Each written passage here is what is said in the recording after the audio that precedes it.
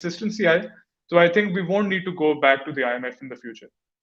बिल्कुल ठीक कह रहे हैं. अच्छा व्हाट्सएप आप जारी बात है बहुत सारे प्रोफेशनल से मिलते होंगे वहां पे वॉशिंगटन में, जो बाकी मल्टीलैटरल इंस्टीट्यूशंस है जिनका ताल्लुक है, आपके कोलीग्स होंगे, सीनियर जूनियर होंगे. What is a view about Pakistan के बारे में, क्या बात होती है वहां पे? मतलब एक तो लार्जली हम ये यहाँ पे विक्टिम कार्ड खेलते हैं पाकिस्तान में कि लो साढ़े हमारे से ज्यादती हो गई, हमें जो है वो दबाया जा रहा है, हमें आईएमएफ के पैसे नहीं मिल रहे, वो पॉलिटिकल जो है वो आर्म ट्विस्टिंग है, हमें एफएटीएफ में फंसा लिया उन्होंने. आप जब लोगों से मिलते हैं वहां पे, बिकॉज आप जिस एनवायरनमेंट में काम करते हैं वहां पे जो है वो उसी को वैल्यू मिलती है जिसका नैरेटिव या आइडिया ठीक होता है. तो आप क्या समझते हैं वहां पे लोग क्या बात होती है पाकिस्तान के बारे में? जी, लार्जली तो ऑब्वियसली नेगेटिव बात होती है because of the political imbalances, जो पॉलिटिकल चेंजेस होती हैं उससे बहुत ज़्यादा इंस्टेबिलिटी आती है. पर एट द सेम टाइम मैंने ये भी नोटिस किया है कि बहुत ही पॉजिटिव थिंकिंग है about the handling of Covid 19. Covid 19 एक बहुत बड़ा बड़ा एक चैलेंज था पूरी दुनिया के लिए, और द फैक्ट कि पाकिस्तान में रिलेटिव टू अदर कंट्रीज आपकी डेथ काउंट बहुत कम था और बहुत ही अच्छी पॉलिसीज इख्तियार की गई थी by government at the time, तो उससे जो है आपका इतना ज्यादा नुकसान नहीं हुआ health wise to the people of Pakistan, and आपका सही तरह वो मैनेज हो गया था through COVID 19. But due to the जाहिर है जो हमारा बैलेंस ऑफ ट्रेड डेफिसिट चल रहे हैं, जो हमारे रिजर्व्स बहुत कम हुए हैं, obviously there is this feeling कि Pakistan needs a lot of help and they need to follow through with their commitments.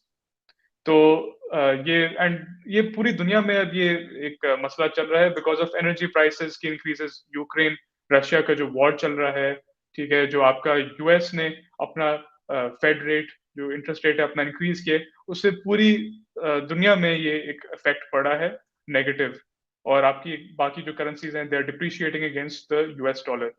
तो ये एक ग्लोबल एक इशू है, and I think but obviously there are positives and negatives. Pakistan की कुछ चीजें इधर अच्छी लगती हैं वर्ल्ड बैंक स्टाफ को, और कुछ चीजें ऑब्वियसली दे फील कि पाकिस्तान कैन वर्क ऑन. जैसे पॉलिटिकल स्टेबिलिटी अगर ले आए तो फिर ज्यादा प्रिडिक्टेबिलिटी हो सकती है और ज्यादा फिर पॉजिटिव इकोनॉमिक कॉन्सिक्वेंसेस हो सकते हैं. बिल्कुल ठीक है. सो मतलब हमें ये बताइएगा कि पाकिस्तान जो है वो लार्जली जो ग्लोबल इकोनॉमी है उसमें इतना इंटीग्रेटेड नहीं है. इसकी क्या वजूहात हैं?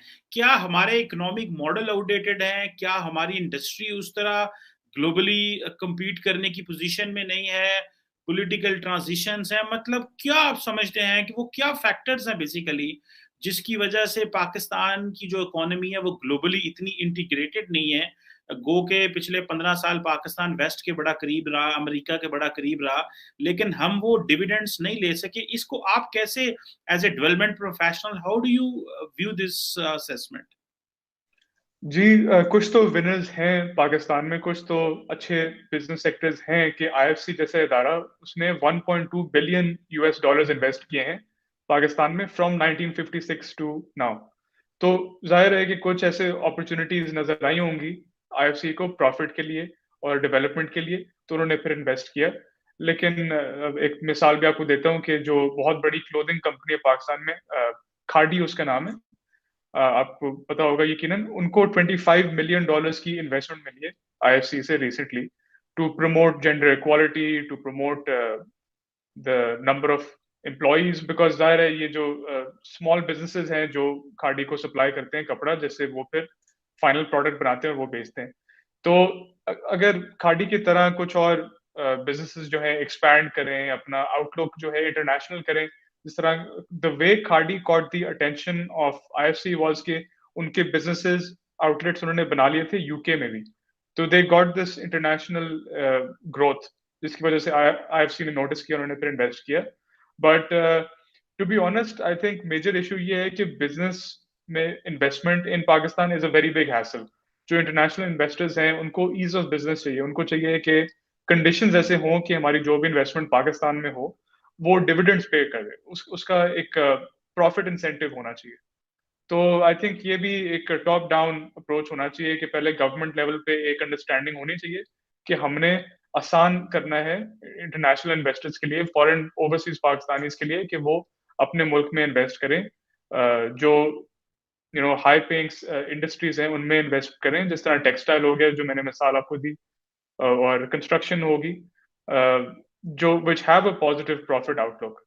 तो इस तरह अगर करेंगे from the top down level, ये एक अंडरस्टैंडिंग हो, तो आई थिंक काफी बिजनेसेस प्रॉस्पर कर सकते हैं पाकिस्तान में। बिल्कुल ठीक है। तो व्हाट्सअप ये बताइएगा कि अक्सर हम पाकिस्तान में यहाँ से हमारे मिनिस्टर्स जाते हैं अमेरिका में, तो उनको वो जो उस तरह जो अदारे होते हैं या जो स्टेट इंस्टीट्यूशंस हैं, वो उसमें अपने आप को उतना कंफर्टेबल फील नहीं करते। फॉर एग्जांपल अगर कांग्रेस से कोई वेवर्स लेने हैं स्टेट डिपार्टमेंट में या इकोनॉमी में, फॉर इंस्टेंस एक मिसाल दे देता हूँ कि जैसे आईएमएफ का इशू आ गया कि उन्होंने अगर स्टाफ लेवल की अप्रूवल दे दी है उस पैसे की, लेकिन बोर्ड लेवल की अप्रूवल नहीं हुई, सो पाकिस्तान के आर्मी चीफ को कॉल करनी पड़ती है। तो आप क्या समझते हैं हमारे जो पॉलिटिशियंस हैं या जो हमारा स्टेट है एज ए स्टेट, हमें क्या मुश्किलात हैं अमेरिका के इतने करीब होने के बावजूद?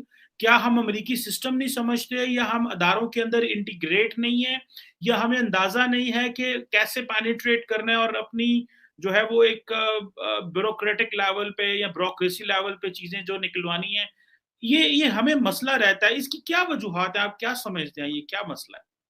आई थिंक कि हमारी नैरेटिव बिल्डिंग बहुत वीक है। हमारे काफी जो पाकिस्तानी हैं उनका एक ही इंटरेस्ट नहीं है towards diplomacy, towards think tanks, towards these institutions US में, जो फिर पॉलिसी मेकिंग पे एक अपना इन्फ्लुएंस ला सकते हैं।